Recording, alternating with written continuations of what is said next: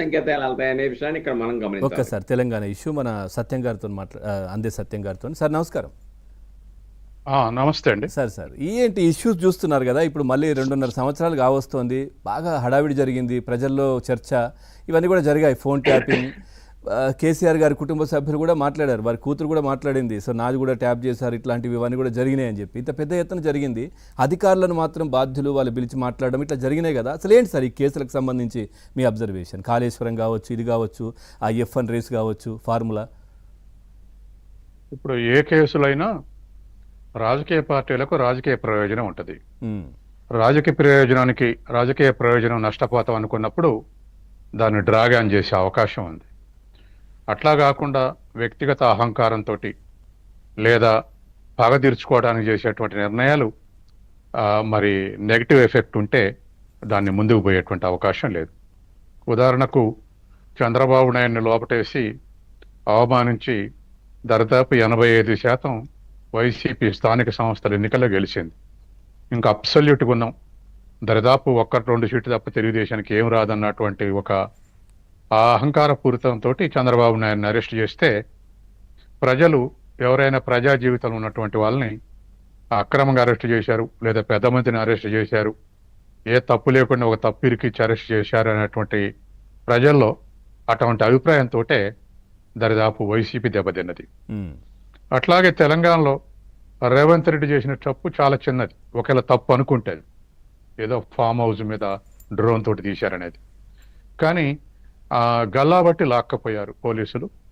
తర్వాత బిడ్డ పెళ్లికి అటెండ్ కాకుండా చేశారు సిట్టింగ్ ఎంపీ. అవును, అట్లా చేయటంతో తెలంగాణ ప్రజలు కూడా ఇంత న్యాయం అనుకున్నటువంటి స్థితికి వచ్చింది. కాబట్టి పగ తీర్చుకోవాలి అనేటువంటి ఒక అహంకారపూరితమైనటువంటి చర్యలు కౌంటర్ ఎఫెక్ట్ అవుతాయి, కౌంటర్ రిజల్ట్స్ వస్తాయి. అట్లా 2 రాష్ట్రాల్లో కూడా రేవంత్ రెడ్డిని అరెస్ట్ చేసినా చంద్రబాబు నాయుడు అరెస్ట్ చేసినా అటువంటి రిజల్ట్సే వచ్చినాయి. కాబట్టి అట్లా కాకుండా ఆచితూచి మనం తప్పు చేసిన వాడిని అరెస్ట్ చేసినా సమయం చాలా ఇంపార్టెంట్. నువ్వు ఎన్నికలు దగ్గర పడుతుంటే 2 ఏళ్ళలో ఏడాది ఉన్నప్పుడు దగ్గర పడితే అరెస్ట్ చేస్తే చేతిలో అధికారం వాళ్ళ చేతిలో పెట్టినట్టు అవుతుంది అన్నటువంటిది అవగాహన ఉన్నటువంటి వాళ్ళకి అందరికీ తెలిసిందే. గత 4-5 దశాబ్దాలుగా జార్జ్ ఫెర్నాండేజ్ గారి నుంచి తరిమల్లారెడ్డి దగ్గర నుంచి అనేక మంది నాయకులు జైళ్ళ నుండి గెలిచారు. సహజంగానే ప్రజా జీవితంలో ఉన్నటువంటి వాళ్ళకు వాళ్ళని అన్యాయంగా చేశారని అనిపిస్తే చాలు వ్యతిరేకమైనటువంటి రిజల్ట్ వచ్చే అవకాశం ఉంది. కాబట్టి రాజకీయ పార్టీలు న్యాయపరంగా కరెక్టా లేదా టెక్నికల్గా కరెక్టా, టెక్నికల్గా ఎవిడెన్సులు దొరికాయా, ఇవన్నీ దొరికిన సమయం మాత్రం చాలా ఇంపార్టెంట్. కాబట్టి సమయం కోసం వేచి చూసే అవకాశం ఉంది. ఎదుటి వాళ్ళని అరెస్ట్ చేయటమే కాదు, వాళ్ళ ప్రయోజనం కూడా దెబ్బతినకూడదు. జగన్ ప్రయోజనం దెబ్బతినది, కేసీఆర్ ప్రయోజనం దెబ్బతినది. ప్రజలు అక్రమ అరెస్ట్ అనుకున్నారు లేదా అన్యాయం అరెస్ట్ అనుకున్నారు, ఇటువంటి వాళ్ళ ఫెయిల్యూర్స్తో పాటు ఇటువంటివి కూడా ఫినిషింగ్ టచ్ ఇచ్చేటువంటి అవకాశం ఉంది. అందుకని ఇవాళ ఎవిడెన్సులు కలెక్ట్ చేసే విషయంలో కూడా ఉదాహరణకు తెలంగాణ ఉంది, తెలంగాణలో ఘోష్ కమిషన్ వేశారు. మొన్న అరెస్ట్ చేయడానికి వీలు లేదని తెలంగాణ హైకోర్టు తీర్పిచ్చింది కేసీఆర్, కేటీఆర్, హరీష్ రావుని. ఎందుకు ఆ తీర్పిచ్చిందంటే చూపెట్టిన కాజ్ ఏమిటంటే నోటీసులు ఇవ్వకుండానే మీరు వాళ్ళని దోషులుగా తేల్చారని చెప్పేసి దాన్ని రిజెక్ట్ చేసింది. అంటే అంత టెక్నికల్ గా సుప్రీంకోర్టు రిటైర్ అయిన జడ్జి కూడా చేసే పనిలో టెక్నికల్ గా చిన్న పొరపాటు చేసిన అటువంటి ఎస్కేపింగ్ చేసేటువంటి అవకాశం ఉంది. తర్వాత రెండోది, ఒక అవినీతి చేస్తే దాంట్లో ఓపెన్ గా ఉండేటువంటి ప్రజలకు తెలిసేదైతేనేమో ప్రజల సానుభూతి వస్తుంది, ఆరోపణ అనిపిస్తేనేమో ప్రజలు అంతగా ఇంకా రియాక్ట్ గారు. ఉదాహరణకు కాళేశ్వరం ఉంది, ప్రధానమంత్రి మోడీ నుంచి కింద రేవంత్ రెడ్డి వరకు ఏటీఎంకు ఉపయోగపడిందని మొత్తం బీజేపీ నాయకులు, కాంగ్రెస్ నాయకులు కూడా ఆరోపించారు. కానీ ఏటీఎంకు ఉపయోగపడింది అనటం తప్ప ఎవిడెన్స్ తేల్చకపోతే, ఎక్కడ ఎన్ని కోట్లు తిన్నారు అనేది తేల్చకపోతే ఈ రాజకీయ ఆరోపణలే అని చెప్పేసి ప్రజలు కొట్టేసే అవకాశం ఉంది.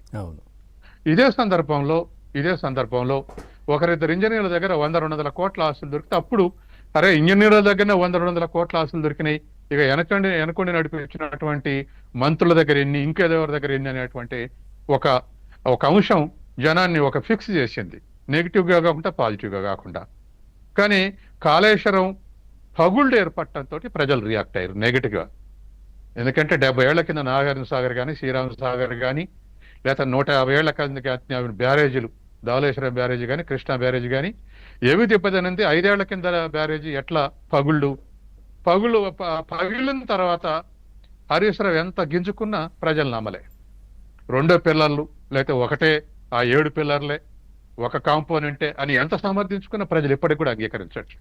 ఎందుకంటే ఖచ్చితంగా నాణ్యత లోపం ఎన్డీఎస్ఏ ఒకటి 12 రకాల ఐటమ్స్ ఫైండ్ అవుట్ చేసింది. ఈ లోపాలు ఉన్నాయి, అందులో నాణ్యత ఉంది, రాంగ్ డిజైన్ ఉంది, ఇవన్నీ ఉంది.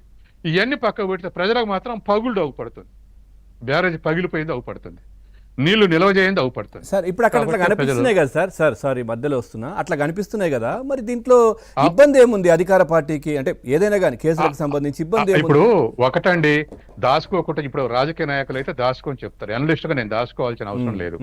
కేసీఆర్ ని అరెస్ట్ చేస్తే సానుభూతి పెరుగుద్ది కాబట్టి ఇప్పుడు అరెస్ట్ చేయరు. మళ్ళీ ఎలక్షన్స్ వచ్చేంత వరకు కూడా కేసీఆర్ జోలికి పోరు. అప్పుడు ఇంకా మైనసే కదా సార్ ఎలక్షన్స్ ముందు. మైనస్ ప్లస్ తర్వాత ఆరోపణ పెట్టి ఆరోపణలు ఫిక్స్ చేసి దాడి చేయడం తేలిక. దాని కన్క్లూజన్ ఇస్తే అది రైట్ కావచ్చు, రాంగ్ కావచ్చు. కన్క్లూజన్ లో ఖచ్చితంగా అవినీతి పరుడు అని తేల్చేటువంటి అవకాశం ఉంటే అరెస్ట్ చేస్తారు. దానికి ప్రొసీజరల్ గా అనేకమైనటువంటి ఉన్నాయి.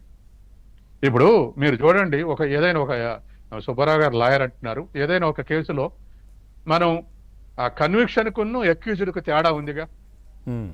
అక్యూజ్ చేస్తే ఖచ్చితంగా కన్విక్షన్ పడితే దానికి ప్రజలు సాటిస్ఫై అవుతారు. కన్విక్షన్ పడపోతే హీరో లెక్క బయటకు వస్తారు.